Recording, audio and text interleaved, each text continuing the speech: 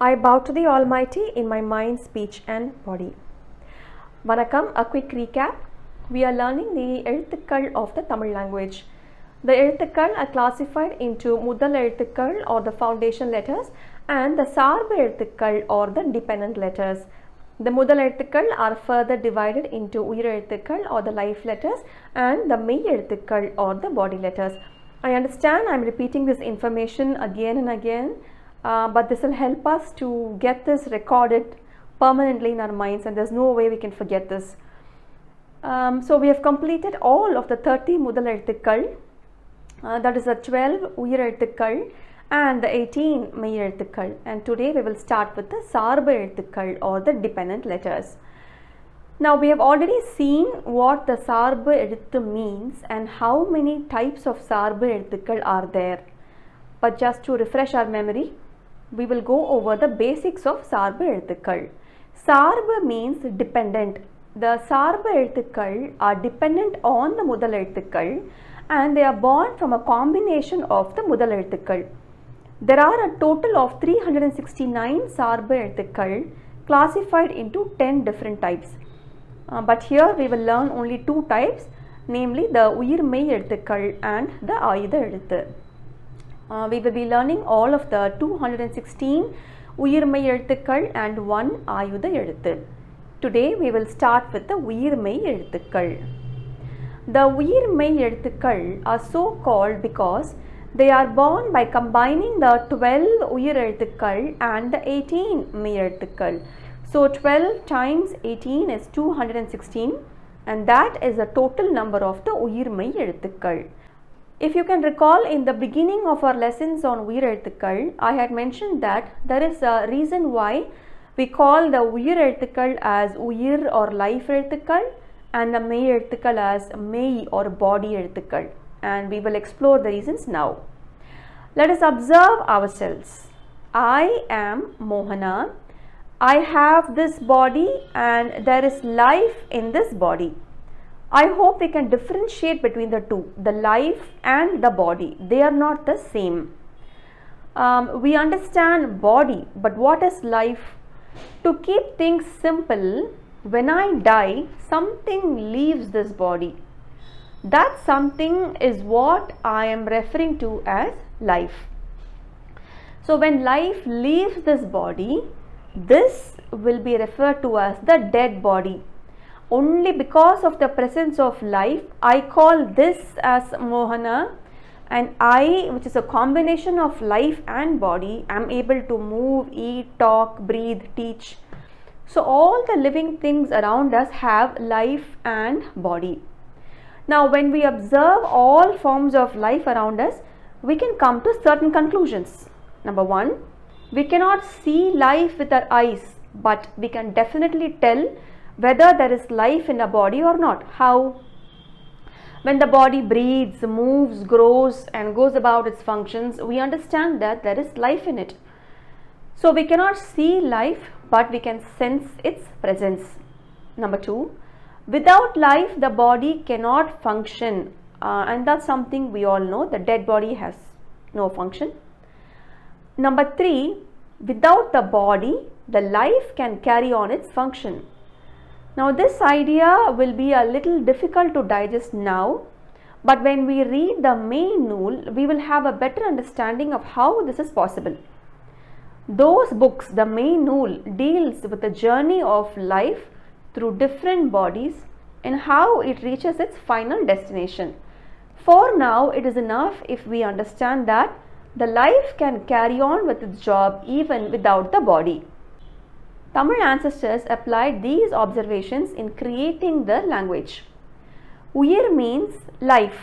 The Uyir எழுத்துக்கள் can function on their own just as how life can function on its own. But the மெய் எழுத்துக்கள், on the other hand, cannot function on its own. The மெய் எழுத்துக்கள் are like the lifeless body. The life எழுத்து has to be combined with this body to start its function. So we cannot have a standalone மெய் எழுத்து to mean anything. They always come in combination with other எழுத்துக்கள் in a word. When the உயிர் எழுத்து and the மெய் எழுத்து combines, we will see how the entire language comes to life with so many different kinds of sounds and meanings. I will give you one example to understand the idea of life and body and its correlation to Tamil எழுத்துக்கள்.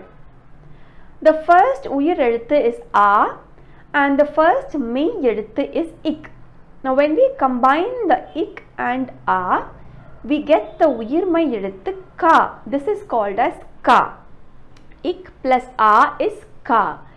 If you observe the எழுத்து ka, we can hear the sound of A. Try saying ka. You will be able to hear the presence of the உயிர் எழுத்து A in the end. Ka. But when we look at the எழுத்து ka, what do we see? There is no visible form of the உயிர் எழுத்து A. We can only see the form or the shape of the மெய் எழுத்து ik. So we see the body but not the life. Just as how in our body you cannot see the life, we can only sense the presence of life in this body when it moves and functions. Similarly, when the ka starts functioning, we can sense the presence of the உயிர் எழுத்து A in it. So that is why the 12 உயிர் எழுத்துக்கள் that we learned first were called as life or உயிர் எழுத்துக்கள், and the 18 மெய் எழுத்துக்கள் were called as the body or the மெய் எழுத்துக்கள். I hope we are able to understand this correlation of life and body to the உயிர் and the மெய் எழுத்துக்கள். And now we will combine the life and the body எழுத்துக்கள் to create the உயிர் மெய் எழுத்துக்கள். In today's session, we will take the first உயிர் எழுத்து A and we will combine it with all of the 18 மெய் எழுத்துக்கள் and generate the 18 உயிர் மெய் எழுத்துக்கள் of the A series. I have a table here that has all the 18 மெய் எழுத்துக்கள் combined with the உயிர் எழுத்து A. Let's go over this table now. We have come across these எழுத்துக்கள் when we form the mnemonics of the vallinam, mellinam and the idayanam sounds. The kasada, tapara, nganyana, nammana and the yarala, vadala. So I will touch upon some difficult sounds and key points here. So the first one is ik plus A is ka. This is ka. It is basically the ik without the dot. In some places, it is also pronounced as ga, G-A, ga. And we will deal with those places later. The ing plus A is nga, as the N-G-A in Bengal, nga. Ich plus A is sa or cha in some places. Inj plus A is nya, N-Y-A, nya, as the N-I-O in onion, nya. It plus A is da or ta in certain places. In plus A is na, the 3 knots in. So we put more pressure as we say na. It plus A is ta, T-H-A, tha or D-H-A, da in certain places. In the plus A is na. As we say this na, we place the tip of the tongue against the back of the teeth in the upper jaw. So na. Ip plus A is pa. In some places it is also pronounced as ba, B-A, ba. Im plus A is ma. E plus A is ya. Ir plus A is ra. This is a mild ra. Il plus A is la. This is the tip la. So we place the tongue in the tip of the palate and say la. Iv plus A is va. Ir plus A is ra. This is a deep ra. Il plus A is la. This is the middle la. So we place the tongue in the mid of the palate and we say la. Itra plus A is ra with more pressure on the ra, or tra also in some places.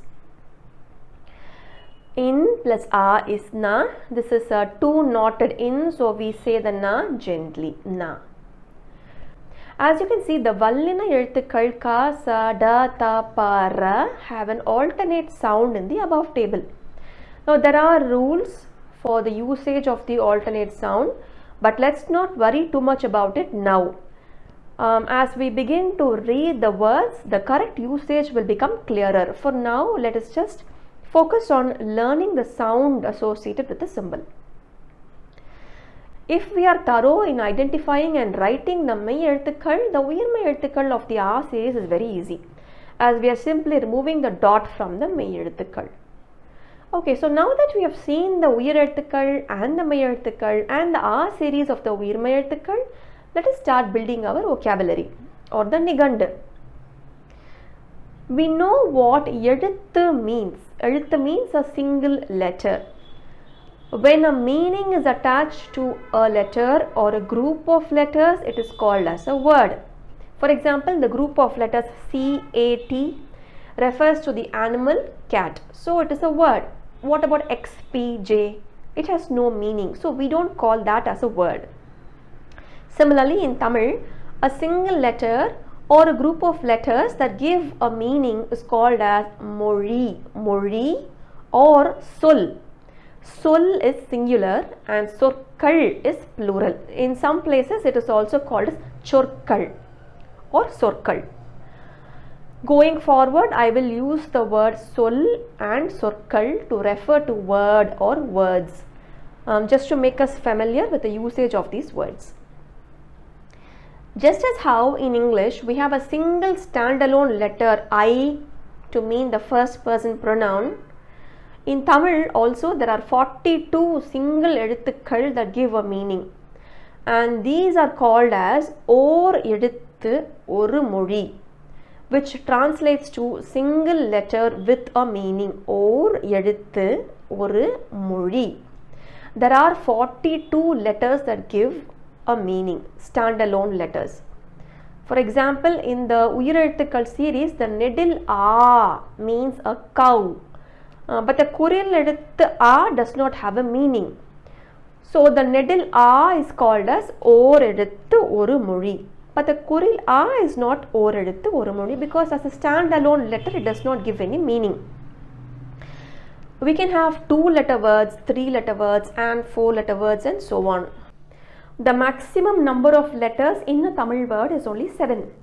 That is the longest word, and in Tamil we have a word called Uttirattadi that has 7 எழுத்துக்கள், and it is the name of a star, Uttirattadi. Anything longer than 7 எழுத்துக்கள் is only a compound word. Now let us form some simple words using the எழுத்துக்கள் we have learned today. We will begin with 2 எழுத்து சொற்கள். I hope you are able to understand the term 2 எழுத்து சொற்கள் to mean the words with 2 letters. Let's start with the first word. The first letter is ka and the second letter is il. Now when we put these together in a word, ka il is not kayil but kal. The e sound in the second letter il is dropped. So the word is ka-il, and this will become easier with practice. So this is ka-il, kal. Kal means stone. Let's try the second word. The first letter is ma and the second letter is in. So when we read both together, we get ma in, not ma in. We have to drop the e sound in the in and we get ma n man. And note that this is the 3 looped in or the மூன்று சுழி in. So we put more stress on the in and say man. Man means sand. Let's move to the third word. The first letter is pa and the second letter is il, and together we get pa l pal, means a tooth. Moving on to the fourth word, we have the first letter as ka and the second letter is in, மூன்று சுழி in. So together it becomes ka n kan. Kan means eye. Let's for fun try some 3-letter words. I have the first word here. The first letter is u and the second letter is da. Together it is read as uda. Uda. Now we add the third letter il. So uda il becomes udal, and udal means body. The next word I have, the first letter is na, the second letter is ya. Together they make the sound naya, and the third letter is im. We drop the e sound in the im and join it with naya and we get Nayam. Nayam means nuance. The next word, the first letter is pa, the second letter is da. Together they make the sound pada, and the third letter is im. So we drop the e sound in the im and join it with pada to get padam. Padam means picture. The next word, the first letter is ma, the second letter is da. Together they make the sound mada, and the third letter is im. We drop the e sound in the im and join it with mada to get madam. Madam means monastery. The next word, the first letter is va, the second letter is ya. Together they make vaya, and the third letter is il. Drop the e sound in the il and join it with the vaya. We get vayal. Vayal means field. Now note that this il is a tip il. It is an idayanam eluthu and the tongue is at the tip of the palate. Il. The next word, the first letter is ta, the second letter is la, and together they make the sound thala, and the third letter is im. So we drop the e sound in the im and join it with thala and we get talam. Talam means floor. Note the middle ill, the tongue has to touch the mid palate and stroke out as you say talam. The next word, the first letter is ta. Now the second letter is a tip la, la. Together they make the sound thala. And the third letter is im. So we drop the e sound in the im and join it with thala. We get thalam. Thalam means a sacred place or a site.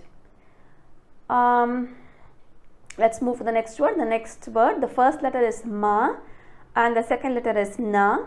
Together they make the sound mana.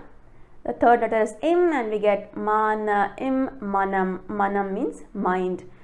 Note that this is a two-knotted na, so it is a gentle na. Let's move to the last and the final word for today. The first letter is ma, the second letter is na, the three-knotted or the moondru sudi na. So we have to put more pressure when we say this na.